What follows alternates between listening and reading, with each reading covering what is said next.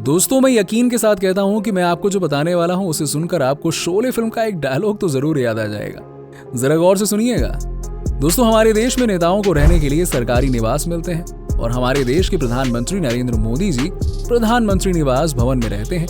उससे पहले भी प्रधानमंत्री मोदी इस भवन में रह चुके हैं। अब प्रधानमंत्री जी जिस भवन में रहते हैं वो दिल्ली में स्थित है और यहाँ पर बंगलों का एक समूह बना हुआ है। लेकिन मोदी जी केवल एक बंगले में रहते हैं, बाकी बंगलों का अलग अलग तरीके से इस्तेमाल होता है। लेकिन उससे भी ज्यादा रोचक बात तो ये है कि प्रधानमंत्री जी के घर में एक सुरंग भी है। जी हाँ, याद आया वो डायलॉग, हमारे जेल में सुरंग। जी हाँ, लेकिन सवाल ये उठता है कि आखिरकार ये सुरंग जाती कहाँ है? नरेंद्र मोदी जी पूर्व प्रधानमंत्री मनमोहन सिंह जी के बंगले में क्यों नहीं रहते हैं और अब उस बंगले का किस तरह से इस्तेमाल होता है? ऐसे कई सारे सवाल हैं जो उनके घर से जुड़े हुए हैं और जिनके बारे में बहुत सारे लोग नहीं जानते। तो आज के इस वीडियो में हम आपको कुछ ऐसे ही चंद सवालों का जवाब देने वाले हैं जिसे जानकर आप हैरान हो जाओगे और कहोगे, क्या बात कर रहे हो, ऐसा है पीएम का घर?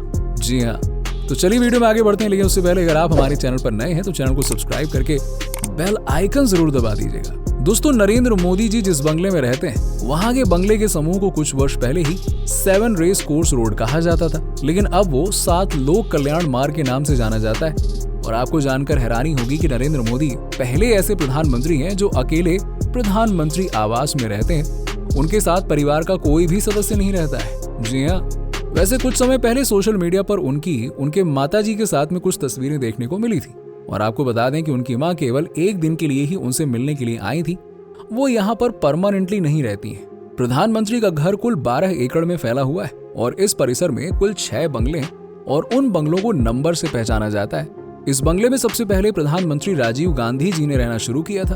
अब सवाल ये भी उठता है कि उनसे पहले वाले प्रधानमंत्री वो कहाँ रहा करते थे? तो आपको बता दें कि उनसे पहले पंडित जवाहरलाल नेहरू, जो कि भारत के पहले प्रधानमंत्री थे, वो त्रिमूर्ति भवन में रहा करते थे, जिसे उनके गुजर जाने के बाद में म्यूजियम में बदल दिया गया। वहीं लाल बहादुर शास्त्री 10 जनपद में रहा करते थे। उनके गुजर जाने के बाद उनके घर के एक हिस्से को म्यूजियम बना दिया गया, जो कि अब मोतीलाल नेहरू मार्ग के नाम से जाना जाता है। वहीं दूसरा हिस्सा कांग्रेस पार्टी का दफ्तर है। इसके साथ ही ये सोनिया गांधी का घर भी है। लाल बहादुर शास्त्री जी के बाद आई हैं इंदिरा गांधी जी, जो कि सफदरगंज रोड के पते पर रहीं। उनकी मृत्यु के बाद उनके घर को म्यूजियम बना दिया गया, जो कि इंदिरा गांधी मेमोरियल के नाम से जाना जाता है। इसके बाद आए मोरारजी देसाई और चौधरी भाई, लेकिन उनका दिल्ली पर ज्यादा प्रभाव नहीं रहा। अब बात करते हैं राजीव गांधी की, जो 7 रेसकोर्स रोड में रहते थे। राजीव गांधी के बाद बीपी सिंह भी इसी 7 रेसकोर्स रोड पर रहते थे। यहीं पर रहने के दौरान उन्होंने 30 मई 1990 को एक कानून बनाया कि बंगलों का ये जो समूह है, अब ये हमेशा आगे आने वाले प्रधानमंत्री का आवास भवन होगा। अब ये जानना रोचक होगा कि बंगले के अंदर आखिरकार क्या है। अब देखिए, इस बंगले के अंदर एग्जैक्टली क्या है ये तो कोई नहीं बताएगा, क्योंकि सीधी सी बात है, ये प्रधानमंत्री की सिक्योरिटी का मामला है और इसमें कोई छेड़खानी नहीं करना चाहेगा। लेकिन कुछ जानकारी बाहर है कुछ किताबों के माध्यम से, जैसे कि संजय बारू की एक किताब है एक्सीडेंटल प्राइम मिनिस्टर। इसके अलावा पत्रकार विजय तिवारी की किताब आई है बीजेपी कल, आज और कल। इन सब किताबों के जरिए प्रधानमंत्री के बंगले के बारे में कई जानकारी मिलती है। चलिए दोस्तों, अब बात करते हैं कि आखिरकार इन बंगलों को डिजाइन किसने किया था, इसे बनाया किसने था। तो बंगलों का डिजाइन रॉबर्ट टोर रसेल द्वारा किया गया था।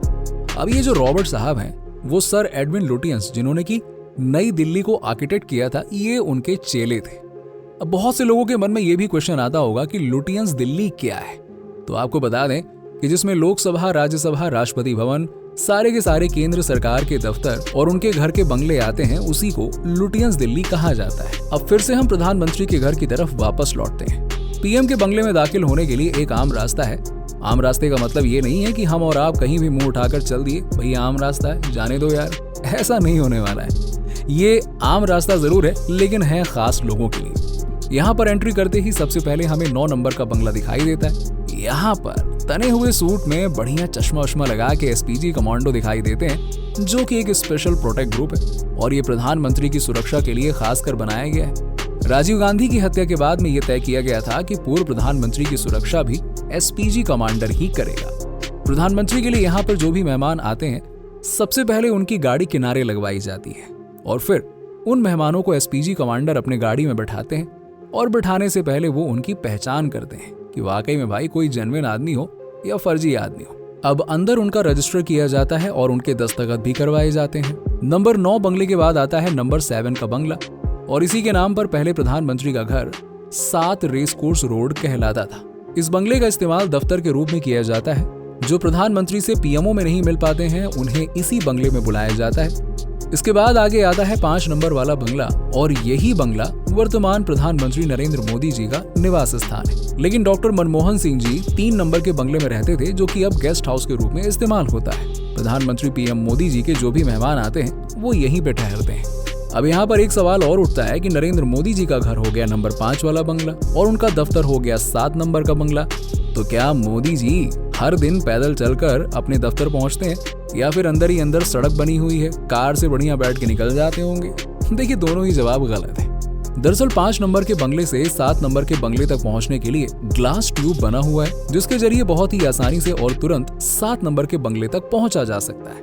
अब बात कर लेते हैं बंगला नंबर 1 की। तो ये एक हेलीपैड है और प्रधानमंत्री जी को कहीं भी जाना होता है तो वो यहीं से उड़ान भर लेते हैं सीधा। अब बचा बंगला नंबर 11, तो उसे भी प्रधानमंत्री की सुरक्षा को ध्यान में रखते हुए प्रधानमंत्री के बंगला परिसर में शामिल कर लिया गया है। अब हम फिर से उसी सवाल पर पहुंचते हैं जो हमने वीडियो के स्टार्टिंग में बताया था, और वो है हमारे घर में सुरंग, यानी कि प्रधानमंत्री जी के घर में स्थित सुरंग। अब देखिए, प्रधानमंत्री के घर में एक सुरंग स्थित है और इस सुरंग को बनाने का निर्णय मनमोहन सिंह जी के कार्यकाल में लिया गया था। सुरक्षा, समय की बचत और ट्रैफिक जैसे कई कारणों से इस सुरंग को साल 2010 में बनाना शुरू किया गया था, जो कि साल 2014 में बनकर तैयार हुआ। उस समय तक डॉक्टर मनमोहन सिंह का कार्यकाल भी समाप्त हो चुका था।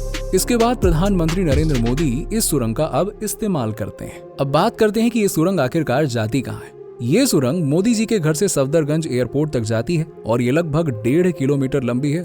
तो दोस्तों, ये थी प्रधानमंत्री निवास से जुड़ी हुई कुछ रोचक जानकारी। क्या आपको नरेंद्र मोदी जी के घर में स्थित इस सुरंग के बारे में पहले से मालूम था? हमें अपना जवाब नीचे कमेंट सेक्शन में कमेंट करके जरूर बताइएगा, और ऐसे ही वीडियोस के लिए हमारे चैनल के साथ बने रहिए। सब्सक्राइब करके बेल आइकन दबा लीजिएगा। चलिए, मिलते हैं आपसे अगले वीडियो में।